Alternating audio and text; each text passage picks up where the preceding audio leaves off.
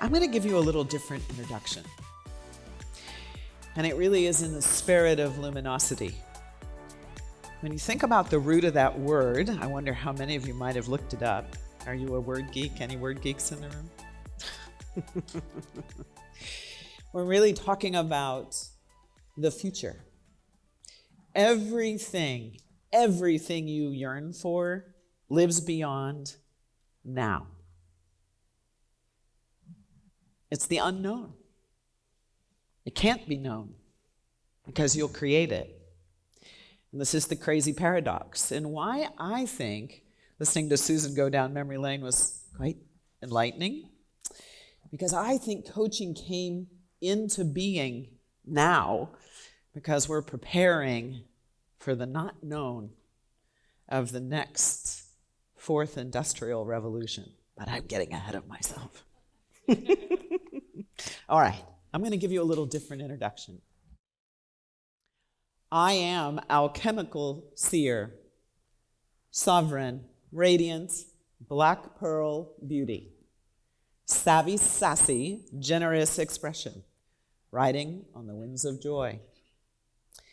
I achieve my evolutionary destiny by living sovereign and using my gifts of joy and yes to life as the pathway for love manifests, the perfect balance of all forces. As I quiet into my faith in the vast, abundant, generous universe, I listen deeply to my soul's calling, and I consciously choose my answer.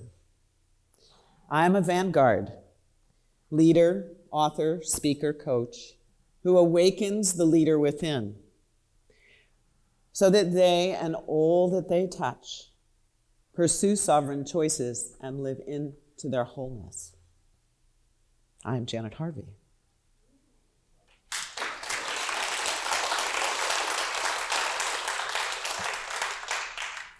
I want you to notice the difference between the expression I just gave you as an introduction and the beautiful words that Matt spoke, which all of you have on your CVs and on your biographies and on your websites and on your social media.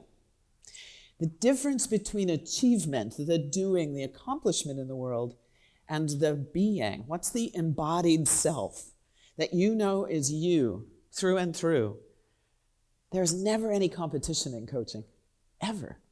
The people that are right for you will know you because you are being fully embodied in the essence of who you are. And that's what you just heard me share with you. The essence statement that is what I'm living into every single day.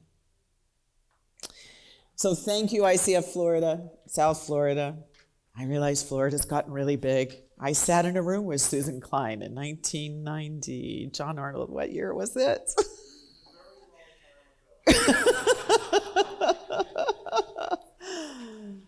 Yeah. But you know, it says something that you're celebrating this 20 years, that everyone who has been involved has sustained doing something very positive for yourselves and for your customers and clients. And remember the ripple effect. You're cathedral builders. You will never know the impact that you have on other people. Trust that when you show up in all of who you are, that you are making a positive difference in the world. I know it can feel a little overwhelming sometimes. However, you've had the wisdom to think about luminosity. So do you know what the number 20 stands for? Anybody in the room know the symbolism? Okay. It stands for time and space.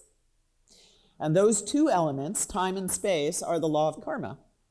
The law of karma says you have the ability to control your destiny by examining and altering patterns, behavioral and psychological.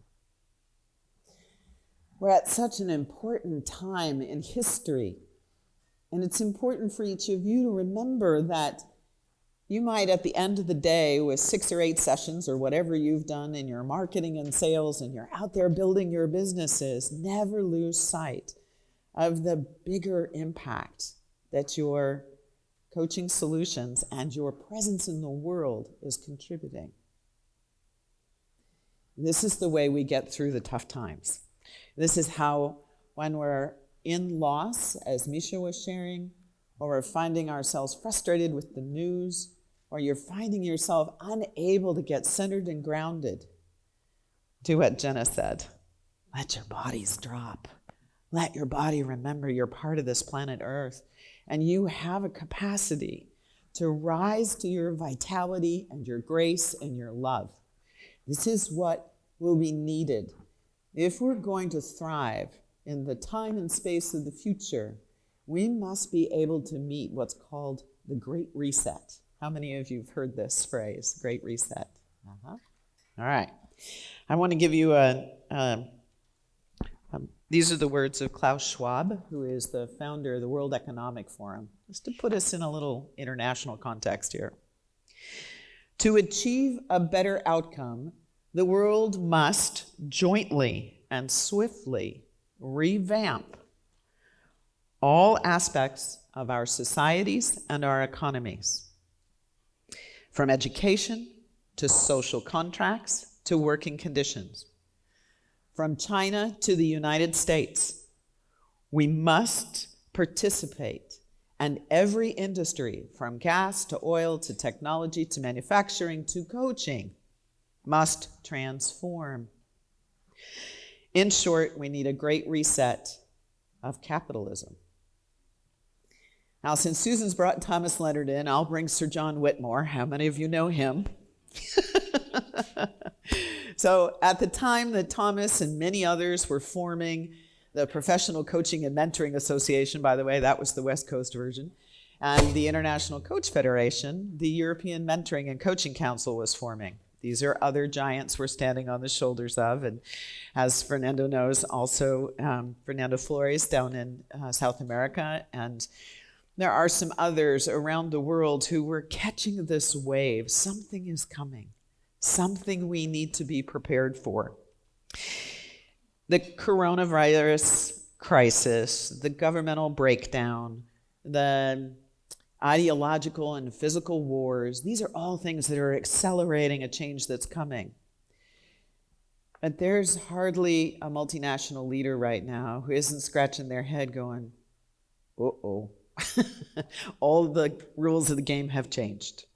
That's why the last tagline is on the book, the year of no return. All of these cascading crises have put us in a place where we can't figure it out. No one person can. I personally believe that the time of the narcissistic CEO, maybe any C-suite person, is gone. They can't do it. They can't see everything. They can't see the leverage. They cannot see what the compounding effects are going to be. So, what replaces individual heroes? Collaboration. What do coaches do? They help people communicate and relate in a way that is deeply respectful and activates the kind of listening that helps us see every facet of what is going on. And so I think Klaus and those leaders have it right.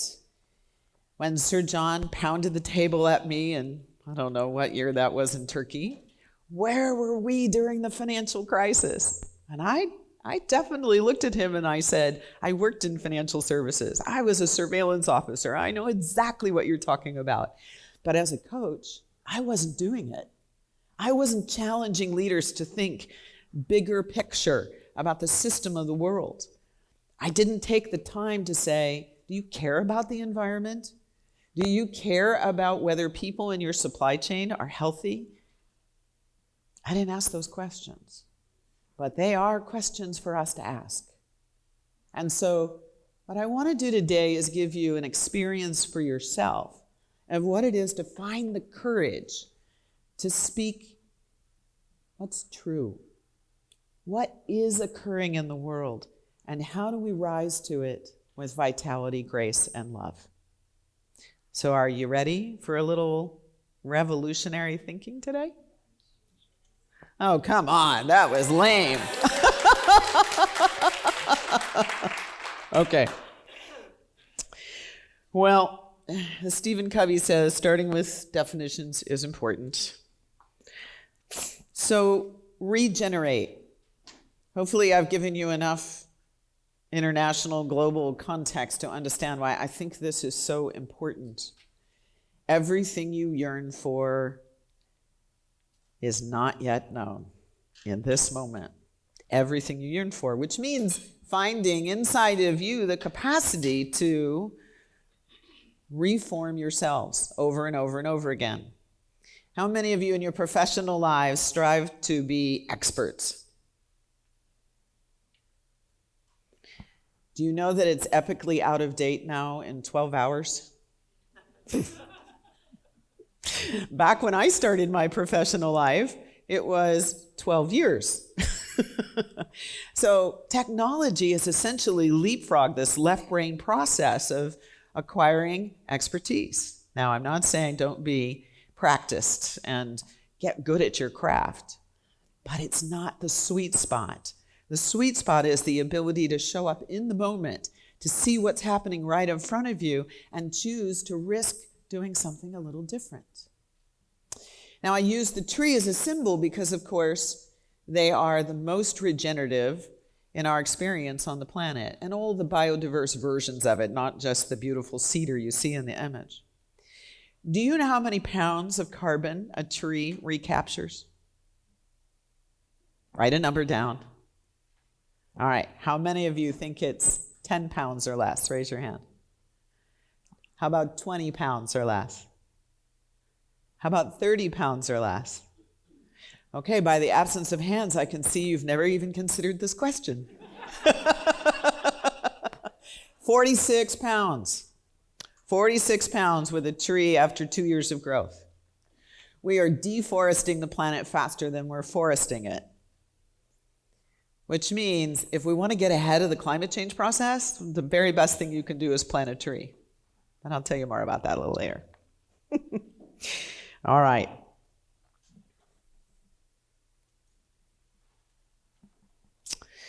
So a really wonderful, one of the early coaches is a man named, Michael Stratford.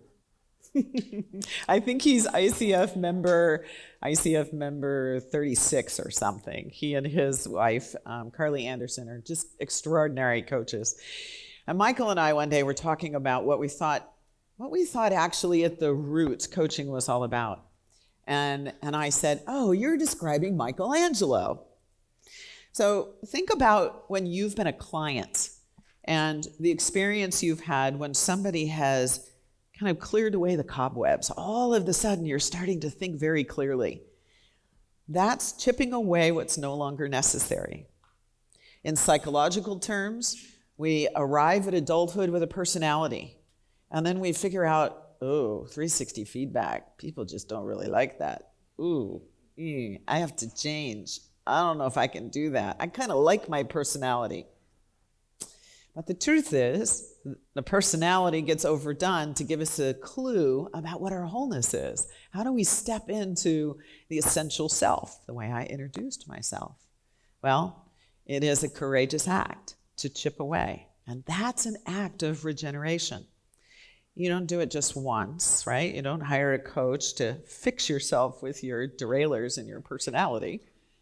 You hire a coach to realize that's not the game. The game is to live into all of who I am. Oh, that means what I don't know. Everything I yearn for isn't in what I know today, now. So part of what we need to do is take our work seriously, but not take ourselves seriously. We need to unstick our thinking, give ourselves an opportunity to drop the preconceptions, the prejudice that we carry, the habits and preferences and biases and assumptions that we make in favor of seeing what's actually happening right in front of us. What's happening right now in your own bodies. Jenna put us into our bodies as we started, and I've put you smack in your heads. But notice where we go, right? How quickly we move from relaxing and laughing to, I have to pay attention now. I have to analyze. And we're not so good at staying available. What is our body saying? What's our gut telling us? What's our heart intuition telling us? These are your capacities that are really important if you're going to survive in what's coming. What am I talking about? Mindset.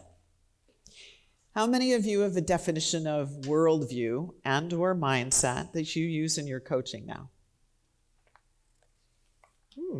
Oh, well, good. I'm going to give you something brand new. All right.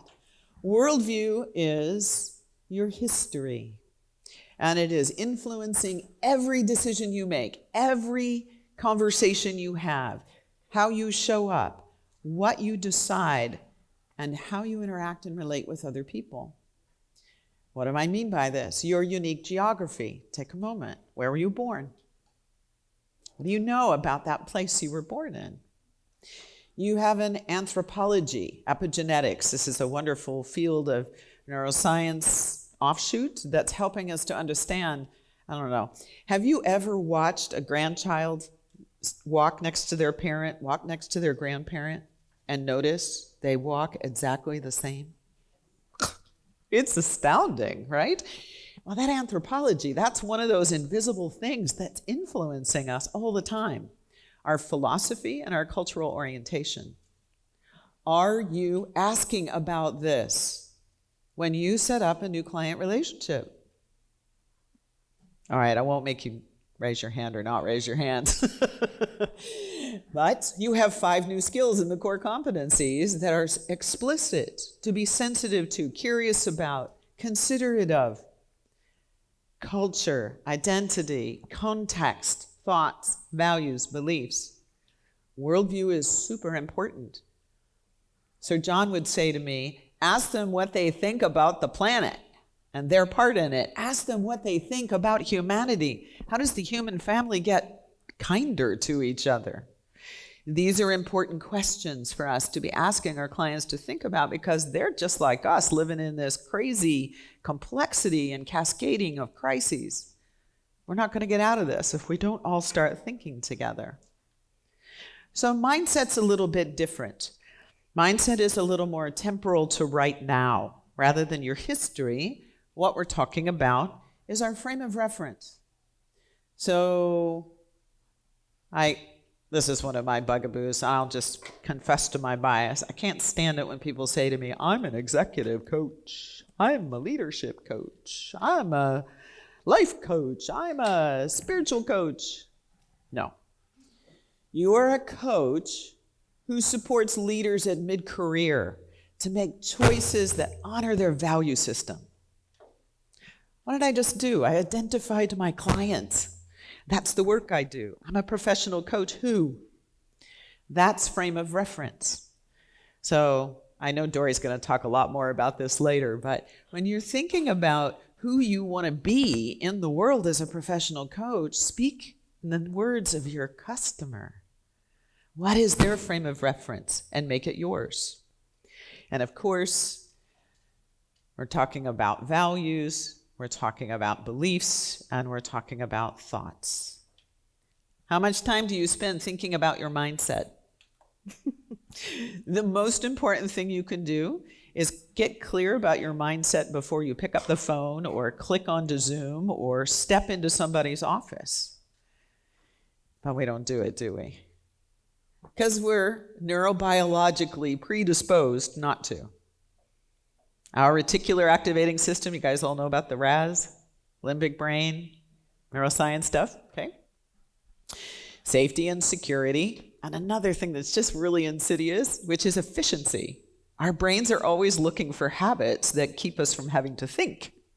That's the antithesis of what we're doing with coaching. So the good news is it is also the source of our ability to change. Yes, our organization is called inviteChange, and the reason is so many people wait for something to happen to say to themselves, I need to change. What if we leaned in to our mindset and said, what is it I'm wanting? How do I see what's out here in front of me as my opportunity to create it? That's that first question. is the beginning of the invitation process. And all of this is mindset. So again, it's another place to be communicating with your clients. I'm going to put all 4 of these up here in the interest of time. One of the things that I have noticed with clients is that we obsess about the behaviors we don't like. So on each of these staircases, look at the first word. Incivility has become almost the endemic that loneliness is right now. And this is pretty scary. And the cost to organizations is phenomenally high, and it's not on the balance sheet or the P&L anywhere. Nobody tracks this. But how many of you have had an inside job? You're all, coaches now. Some of you might be internal coaches. How many have worked inside of a company? All right. One act of incivility can cost tens of thousands of dollars for the organization. Here's how. You avoid walking down the hallway when that person who has demeaned you in some way is present. You don't call them for information. You go to 2 or 3 other people who may not actually be as good as that person. You have a conversation at the water cooler with somebody else about the thing that had happened with that person, even though it happened 6 months ago. So wouldn't it be a little better if we started talking about the opposite? What do we want instead of what we don't want? So each of these staircases are things that I have seen common in organizations all over the world. These are not unique to North America. And this is a place for us as coaches to notice what is the mindset of the leader that I'm talking to. In the old days, we fought really hard to get people to stop using coaching for remediation. Just coach this person out of the organization, would you please? It's still happening. And what I notice now when I talk to a CPO or anybody in the C-suite, we have a long conversation about when did this person's behavior change? What was going on in the organization at that time? What was going on for you? How did your conversation start to change? What am I doing? I'm coaching the system, and I'm helping the system recognize what its mindset is. Because without that, the question I really need to answer to, are you on board with this person being restored to their full capacity and productivity in the organization? Because if you're not, don't waste your money. We must have the courage to challenge in this way. Otherwise, we're not actually being ethical. So, mindset matters a lot. All right. I'm so excited, Jenna, that you did the body. So resonate to me is just a tremendous concept. And one of the things that I learned early on in school was that thoughts created emotions, which created the body's action. And about 15 years ago, I thought to myself, well, that's backwards. It doesn't work like that.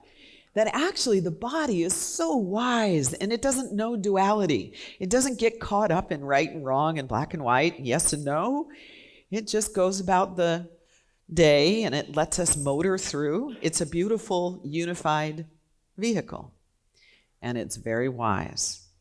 When we allow ourselves to quiet enough to hear what the body has to say, and then allow ourselves to stay just a little longer and feel what the heart expresses from that, and not be in such a hurry to speak, you will find yourself resonant in any situation, and you'll be able to speak wisely. So, we're going to play with this. This is about 5 minutes to get out of your seats and move. But I want you to notice this is a very youthful video. They're actually from Japan, so it will have closed caption. Pay attention to the lyrics through your body and your heart. And feel the youthful resonance that's here. But that's what's coming. The youth is going to raise the roof. And if you want to be part of what's coming in the next time and space, this is where we need to be, in our bodies, able to feel this resonance. You know, I don't know how many of you maybe work in Asia, but 54 million Gen Z, 54 million Gen Z employees. Almost 80% of them have 3 or more people reporting to them. This is the leadership of tomorrow. And they're going to be living in a world that is deeply interconnected. I love that we get to be together here in ICF South Florida, but the truth is, we're ICF everywhere on the planet, 6 continents and counting.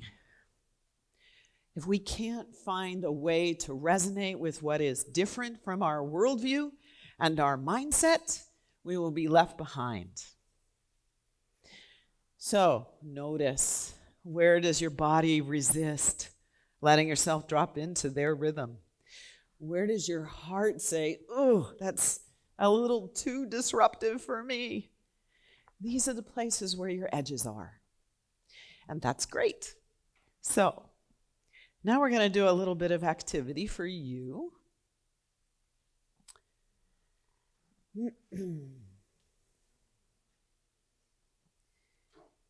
Get a clean piece of paper. If you've been writing notes in your tablet or on your phone, that's fine. Get a clean section. There'll be 4 parts to this activity. If you're sitting at a table with an odd number of people, please move so that you can have a partner. All right, so here's step 1. Go up into your head however you know how to do that. You know, maybe you roll your shoulders, get your back straight. You're up in your head, in your analyst left brain self. What's your head answer to this question? And write that down. Write as many answers as you can. What stops you from living fully potent? All right, set your pen down. We're not writing a novel. I want you to stand up and allow your body to get comfortable, whatever that means for you. You know, maybe you lean right or you lean left or you bend your knees. Just let yourself get, Victor. Yeah. Let yourself get comfortable in your body. Soften your belly, and I want you to take 3 really deep breaths. And when you do this, breathe slowly in the inhale, feeling the breath go up your body to the top of your head. Hold it there for a moment, and then a sound. Let it exhale. Keep softening that belly. Take 2 more of those breaths.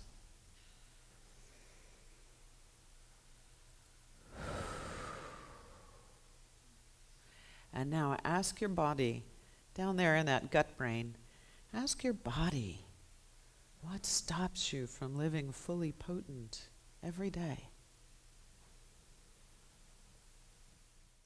Now sit back in your chair. Set your pen down, and if you can, scoot your chair back a little bit. Just give yourself another perspective. Get really comfortable. Let your body really sink into the chair, whether that's sit bones or leaning back like Jenna is. Take another couple of breaths. And now bring your attention to the center of your chest and wherever you imagine your heart is. And in your mind's eye, let the breath gently bring that image of the heart stronger. Maybe you'll even start to feel the heartbeat. We can hear it if we get quiet enough. And as you breathe, let it expand and continue to feel well-being in your entire body. Maybe even begin to feel connection to the people at your table. And you will notice the resonance in the breath, as if the room breathes together. And now ask your heart, what stops me from living fully potent every day.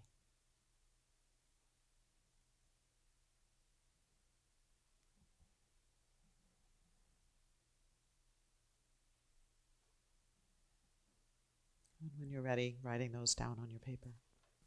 You'll work with a partner at your table. This is step 4. When it's your turn, decide whoever's going first. When it's your turn, even if you know each other, say your full name. Our name is the most important words in the language. And those of you for English not being a first language, say it in your native tongue. And then share your top personal value. Notice how many of you just went to your head. Yeah. Stay in the heart if you can. Stay in your body if you can. Share your top personal value, and then share the answers. If you're the one who is receiving, practice being in presence from your body and your heart more than your head. Let yourself be impacted by what you receive. Nothing to be said, only your full presence. Okay? Allow a moment or two, once they're finished speaking, to have that be fully acknowledged, and then switch and repeat. Any questions? Go for it.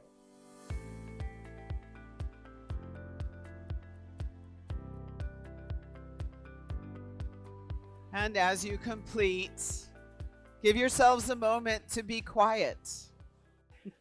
I know, it's a difficult thing with coaches. Thank you, Angie. Thanking your partner, pulling your attention back into yourself.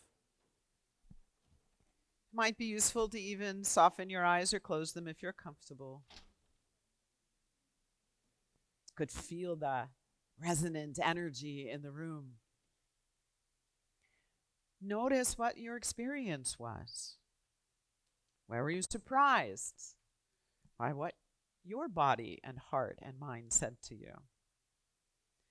What did you feel coming back at you when you had somebody fully present to witness that level of sharing? How similar or different is it from the way you show up in your full presence with your clients? You all know the adage, we cannot go with our clients where we haven't gone ourselves. This work we're doing here together is all about tuning our instrument. And it's something like awareness that's never a habit. It's a practice to do over and over again, because you're always a new person. Tomorrow's a new day. How will I live fully potent today? That's mindset. Now, we're going to do an exercise now that's going to maybe stretch you a little bit. So, I'm just prepping you. Do what you can do with this. Stay with your partner. So, Fernanda, you're going to want to go back. This is called tension of presence. Now, I will confess to you that the origin of this is from the classroom. I had a group of students. This was probably 15 years ago. They were cranky. Oh my God. Every person showed up that morning with something just not right. And my co-lead and I, we were going, God, what's going on here? Like really hugely different points of view. And I thought, maybe we're seeing something emerge. So this exercise you're about to do has come out of this. And I have done this with teams all over the world, and obviously also with leaders. The idea here with tensions of presence is that it's not an either or. This is not a polarity, nor is it a paradox. In our lives, we have things that we put into descriptors of our experience. We're going to play with the one that's up on the screen. But a very common one, particularly when I'm first starting with a leader, is the difference between performance and sovereignty. So for some of you that haven't heard me speak before, sovereignty is accepting responsibility for the authority we have inside of ourselves to choose how we relate to our lives. Accepting responsibility for the authority we have inside to choose how we relate to our lives. Every moment, I have that opportunity. That's inside out. Performance, on the other hand, is what's expected of me. How do I take my resources and capability and demonstrate them to contribute something useful, to perform? We need them both, right? Performance and sovereignty are both required. And every situation is a little different. This situation of me standing on the stage, I need to be sovereign in my own, be comfortable in my own skin, but I also need to perform. I need to project my voice. I need to be clear in my language. I need to say things in a cogent way so that you can understand them. So there's a ratio between the two sides of attention of presence. A really common one also in organizations is being people-oriented or process-oriented. Leaders crack me up. I want better performance. You do. Where do you think that's going to come from? Well, what do you mean? Well, does it occur to you that performance happens through people? Well, of course. Okay, so are you going to give them a new tool, or are you going to give them an opportunity to express themselves fully? Well, that's their responsibility. What about the things in the system that are keeping them from bringing all of who they are and expressing themselves fully? Well, what do you mean? These conversations go on for a long time. And, anything that we're unhappy with in organizational life these days always goes back to the system. Well, how do we learn about the system? Our bodies are already possessing the knowledge necessary to know it needs to change. So this is what I want you to practice with your partners. Why don't you go ahead and stand up so we can just have the room settled. Give yourself a little bit of space where you can together agree where your imaginary line is on the floor. It doesn't have to be a really long line, just the line that you agree. All right, when it's your turn to work, we want you to stand. So if I'm doing this exercise, I'm over here and I'm working on build on what is known. And my coach, after I'm standing here, and I'm going to take a few breaths and let my body really feel that quality, build on what is known. And my coach is going to ask me two questions. What's the benefit of this quality?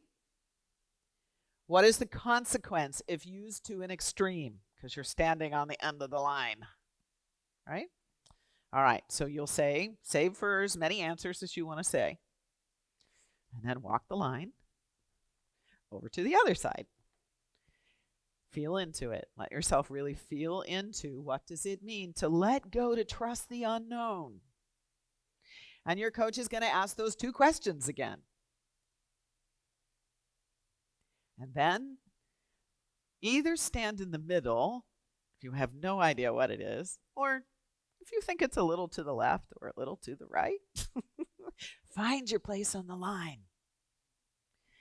And then your coach is going to ask this question. What new possibilities do you see from this balance? The balance of both. All right, any questions on the activity? I'll leave this slide up. Yeah.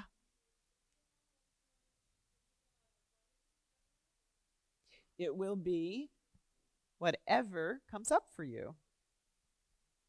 It could be a quality, it could be a capability, it could be an emotion, it could be a tool, it could be a resource. What is known to you about you? Good, thanks for the question.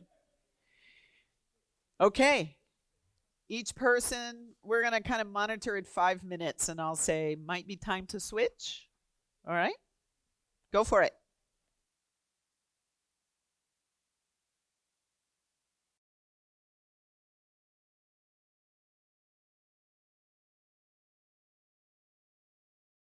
All right, so if there is something that's bubbling up for you, some insight, some surprise, some confusion, whatever it might be, and you want to share it with the group, and please just go ahead and stand. And if multiple stand, then I will reach out to you. It's a beautiful inquiry question to be with all the time. The extremes, when you were there, and you looked at the consequence of standing in the extreme, gives you the first answer to that question. But it's only the first, because every situation will be just a little bit different. So when I'm working with an executive leader on this, they're working with their direct report team, for example, and they're thinking ahead of time, what mindset do I want to go into this meeting with? Who do I need to be in order to set the mood and to create resonance for that? And then what am I going to pay attention to? It's exactly the question. And I had this one guy I was working with. He was so frustrated because his team wasn't stepping up. They weren't initiating their own ideas. And I had him describe for me how he was setting up his monthly meetings. And he said, well, usually about the week before, I sit down and I write everything down and I send it out like a brief. And I said, and how long are these briefs? 18 to 20 pages. And I said, and how many of your team can tell you anything that was on page 12? And he got the point in the moment. And I said, you've completely shut them down. You've made it clear that you're the one that has all the ideas, so you're not going to hear anything from them, and they barely can probably even absorb what you're writing. And he had it as habit for so long, and he was a brilliant ideator. This was a big change for him. He needed to learn how to back off of that extreme. And he started to pay attention to who would initiate in the meeting, who would ask a question, who actually made a comment about something that he shared. He cut his papers down to 2 pages. He learned to open the page with a set of questions, so they would all know what the territory was that they were going to be communicating about. Now, all of this didn't come from me. That came from him, because he started to recognize, oh, if that's the rhythm I want, I need to be the one that shows up differently. But it all starts from what you've said, noticing. I need to notice when I'm out of balance. Or I like to say, the ratio is out of balance. Yeah. What I've been doing a lot of deep thinking about, which is called social mindset. The Corporate Social Mindset Institute has been studying this material for a long time now, and we're right on the precipice of organizations recognizing the responsibility they have to the communities they operate in. Not just to give money to nonprofit organizations, but really to think about the ripple effect. And the problem is, if we approach it from the judgment of it's right or wrong, being judgmental, evaluative, rather than using judgment to discern what's called for now. Because today asks for something different than yesterday did. And this is the reason why, if we're over-identified to our expertise, we're always looking in the rearview mirror. We're not looking out the front windshield. And folks, that's a much bigger view. And I think that this is a place we're called to as coaches, that it's our responsibility to be in relationship and invite change. And here's some thoughts that I leave you with about that. Our work, our personal work, is to face our own patterns. That's the law of karma, evaluating and giving ourselves an opportunity to see, what am I ready to let go of? Habit, preference, assumption, and bias get in our way every dang day. Just, it's going to be true. You are going to be judgmental with yourself, but if you can catch the moment when you're making yourself wrong for it and say instead, what's this moment inviting me to consider? What's changed in this situation that I missed, that I'm not paying attention to? Be more discerning. Don't make judgment the enemy. Make it your friends. And of course, experimentation and engaging from insight, not intellect. This is what I was doing with you in these 2 activities, which, by the way, I use all the time, and you are more than welcome to use them. You'll get the slides. And the last one I think is so important, being able to exercise some deep honesty. I appreciate how vulnerable all of you have been today with each other, to be in that space of experimentation and learning together. This is what cultivating trust and intimacy is all about. We will never get the awareness to break out of the status quo. Everything we yearn for is not yet known. which means we need to be with people that are not of our like mind. We need to be with people who have a different experience in their worldview, a different mindset in their frame of reference, and their beliefs, and their values, and their thoughts. Because then we can see, oh, that's available to me too. And I have something to offer them. And together, we create a different world. So,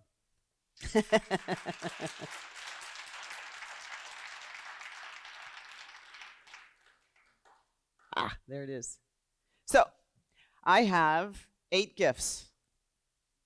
And I guess we're going to do, I can't do the QR code, but we could do business cards or your name on a piece of paper. This is an initiative that my colleague Silvia Tasserati, who is an MCC coach in ICF Italy, longtime leader and member globally on the board, also served with me on the foundation and on the Thought Leadership Institute. When we started digging into what would be a way to do something really practical with our 50,000 coaches around the world in ICF, we did a little presentation at the Climate Coaching Alliance in March this year. There are 11 associations that are signed on to a commitment to what we can do with the climate change and the impact around the world. So this is ours, coachforplanet.org. We hope you'll join us. I have 8 trees for you. We've partnered with a company called Zero CO2, and they are currently operating in 6 countries. Your trees will be planted in Peru. But what I love about what they've done, back to the idea of the social mindset, is they don't just plant trees. They build nurseries with local villagers. They give those people jobs and livelihoods. They give the people who plant the trees and attend to the forest. They work with the scientists to make sure that it's biodiversified, that it's using the resource of water and nutrients in an appropriate way. They're restoring habitats. Villages are being restored. Humanity is being restored. 46 pounds of CO2 capture per tree. So you can directly donate if you're not one of the 8 winners of the tree that I have a coupon for you to do. And I hope you'll join us as we build new chapters around the world, including not just Peru, but also in Argentina, and they're in Guatemala, and they're in Tanzania, and they are in Italy. And hopefully we will go everywhere. I'm confident as coaches, we do change the world every single day. Thank you.